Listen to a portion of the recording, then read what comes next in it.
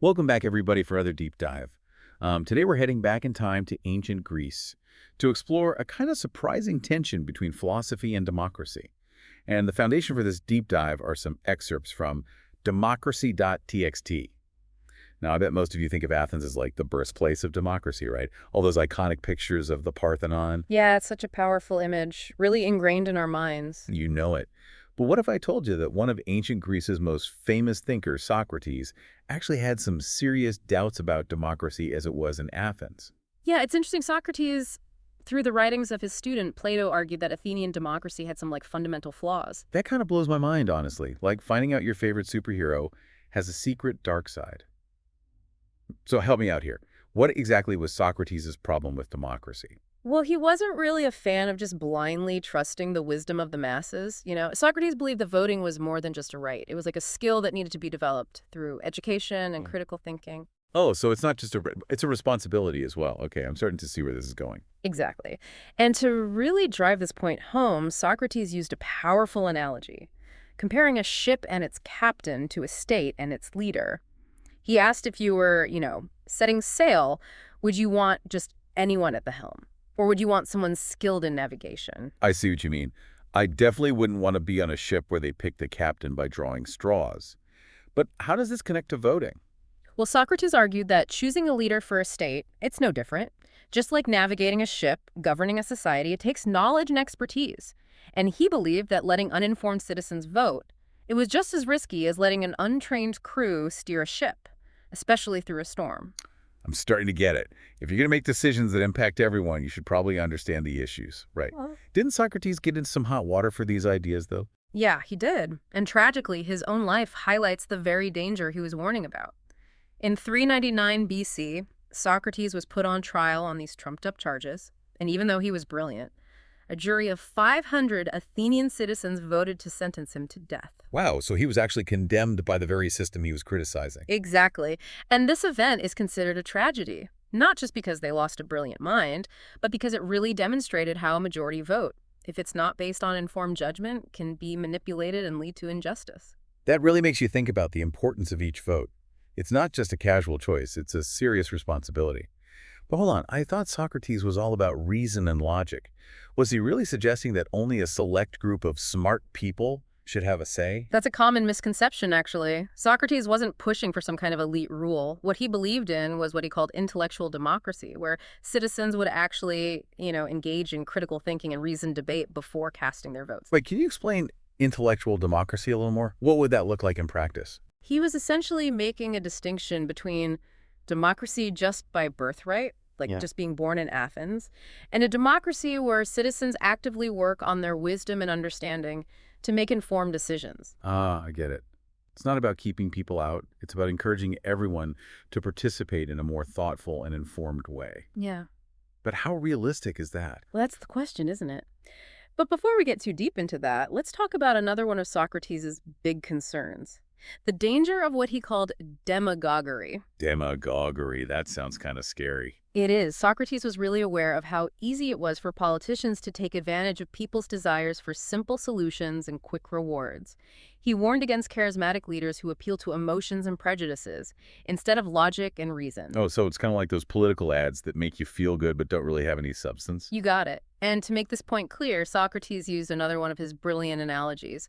He asked people to imagine an election where a doctor and a sweet shop owner were running against each other. Okay, I'm picturing it. The sweet shop owner represents the manipulative politician, promising all sorts of delicious treats, while the doctor represents the responsible leader, offers necessary but potentially unpleasant treatments. So basically, the sweet shop owner is all about instant gratification, while the doctor's more about long-term solutions that might not be as fun in the moment.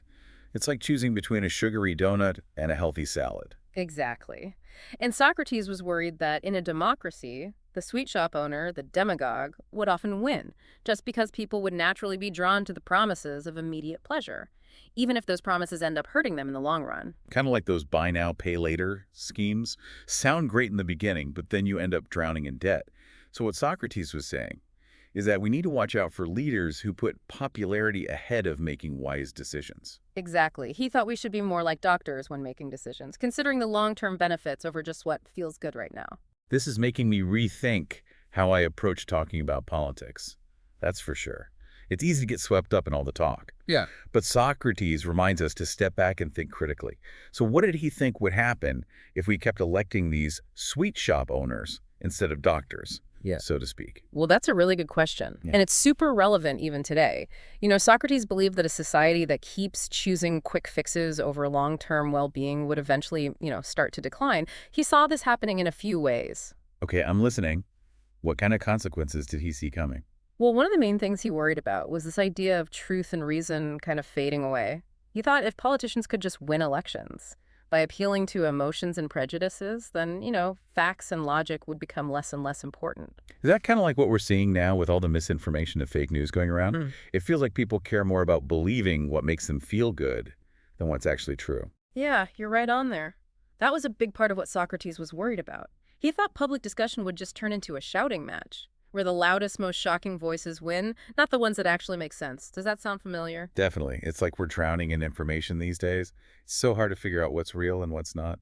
And that's exactly where these demagogues thrive, When people feel overwhelmed and unsure, they're more likely to fall for easy solutions and quick fixes, even if those solutions will ultimately hurt them. So it's not just about being uninformed. It's about being misinformed. That's a scary thought. So what about beyond politics? Did Socrates think this short-term thinking would affect other parts of society too? Definitely. He believed that this constant craving for more, even if it means taking from others, he called it pleonexia, would become like a poison in society. Pleonexia. That's a new one for me. What does that mean? Basically, pleonexia is this insatiable greed, wanting more and more, even if it means hurting others. Socrates saw it as this driving force behind a lot of bad things happening in society. I think I see what he's getting at. It's that me-first attitude that can lead to people exploiting others or taking advantage of systems for their own gain. You got it. He thought if everyone was just focused on getting ahead, no matter who they stepped on along the way, then trust and cooperation would just disappear, leading to all kinds of instability. It's like that saying, a rising tide lifts all boats. But if everyone's just trying to climb up on their own without caring who they push down, the whole system falls apart. Exactly. Socrates believed that a healthy democracy needed people to work together, a willingness to think about the good of everyone, and to understand that our individual rights and responsibilities are all connected. So he wasn't just worried about personal greed. He was talking about a bigger shift in society towards everyone just looking out for themselves instead of thinking about the good of the whole community. It's kind of crazy how much his ideas apply to what we're facing today. With all the political division and misinformation, to the growing gap between rich and poor and the loss of trust in society, it's wild how relevant his observations are, even though he lived like over 2,000 years ago. It is remarkable how ahead of his time he was. It seems like he really understood that democracy, while it can be a great system, it's also really vulnerable to certain human tendencies that can lead to its downfall. Okay, so we've seen that Socrates had some real worries about how democracy could go wrong. But do his ideas really apply to our world today? That's so much more complex now. I think his warnings are actually more relevant than ever. Think about it. In this age of instant information, social media echo chambers, and all this advanced propaganda, we're probably even more susceptible to the manipulation that Socrates was concerned about. It's like we have all these tools to have informed, rational conversations, but we end up using them to reinforce our own biases and shut out anyone who disagrees with us. That's exactly right. And that creates the perfect environment for demagoguery to take root. When people are trapped in their own little information bubbles, they become easy prey for anyone who offers simple solutions, scapegoats, and emotional appeals. So in a way, Socrates is challenging us to be more careful and thoughtful about the information we consume, to really engage with different points of view, to be skeptical of those who try to exploit our fears and prejudices, and to expect more from our leaders than just empty promises and catchy slogans. Sounds like a tall order, though, especially these days. Where do we even start? Yeah, it is a tall order, but it's not impossible. One of Socrates' most important ideas was his focus on self-reflection and critical thinking. Remember that famous quote, "The unexamined life is not worth living"? Oh, yeah. I've definitely heard that one. But to be honest, I never really thought about what it means practically. Is it like just about keeping a journal or something? It's more than that. Socrates thought we have a responsibility to question what we believe, to challenge our own assumptions, and always look for new information and different perspectives. So it's about being actively involved in learning and questioning. not just passively taking in information. Right. Socrates believed that true knowledge comes from inside, from thinking hard about things and talking to others. And wasn't he the one who also said, I know that I know nothing? It's kind of a paradox, a famous philosopher saying he knows nothing. Exactly. He was highlighting the importance of intellectual humility, admitting that we don't know everything. That opens us up to keep learning and growing. You're right. But how do we actually do this in our modern lives? Yeah. Yeah. Especially when it comes to politics and choosing who to vote for. Well, we can start by being a little skeptical of easy answers and those overly simple solutions. Be careful of anyone who tries to play on our emotions or prejudices, and try to get information from lots of different places, not just the ones that agree with what we already think. That sounds really hard today.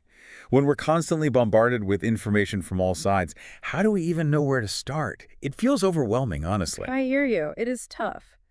But remember, Socrates saw questioning as super important for both personal and societal progress. So start by asking questions. Be curious and open-minded. So you're saying we should all try to be a bit more like philosophers, always questioning, seeking to understand, and having these meaningful conversations. Exactly. Socrates thought a society thrives when its people are actively trying to learn and become wiser. Okay, I get that. But let's be real. Not everyone has the time or even wants to become a philosopher. Are there any more practical things we can do to be more informed and engaged citizens? For sure. One thing is to get our information from more diverse sources. Instead of just relying on social media or one news outlet, look for different perspectives, read longer articles, listen to podcasts, engage with a variety of viewpoints. That's a good point. It's about breaking free from our comfort zones and echo chambers. And it reminds me of something else important from Socrates' teachings, the importance of civil discourse. You know, he believed that real understanding comes from talking respectfully, even with people we disagree with. Exactly. He thought reasoned debate was the foundation of a strong democracy. It's about talking to others with a sense of curiosity, listening carefully, and being open to changing your mind if someone presents good arguments. So it's not about winning an argument or shutting down people who disagree with us, but it's about finding common ground and trying to understand kind of the opposite of what we see on social media most of the time. Absolutely. And it's about realizing we can learn from each other, even when we don't agree on everything. Socrates believed that the best ideas come from considering different viewpoints. That's a powerful thought, especially in our current political climate, where everything is so divided. It's easy to fall into that us versus them thinking and forget that we're all in this together. Exactly. That's why I think Socrates' ideas are so relevant today. He reminds us that real democracy is more than just voting. It takes actively participating, thinking critically, and being willing to engage with others respectfully and with open minds. So to tie back to democracy.txt, it seems like Socrates, even though he had criticisms of democracy in Athens, he also gave us a path for how to make democracy stronger and protect it in our own time. I think that's a great way to sum it up. He challenged us to think for ourselves, question what we assume to be true, and have real conversations. And in the end, he believed that the future of democracy depends on us living up to those ideals. Wow, that's a lot to process, but in a good way. This deep dive has given me a new way of thinking about democracy and the role we all have in shaping its future. Me too. It's been a fascinating journey, exploring how ancient wisdom can guide us through the challenges we face in the modern world. Well, I think we've given our listeners plenty to think about for now. Mm. And hey, maybe we've even inspired some people to go read Plato's Republic and really dive deep into Socrates' ideas. I hope so. There's always more to learn. And just like Socrates taught us, learning is a lifelong journey. What a great way to end this conversation. Thanks for joining me for this deep dive. Until next time, keep those minds curious and those conversations going.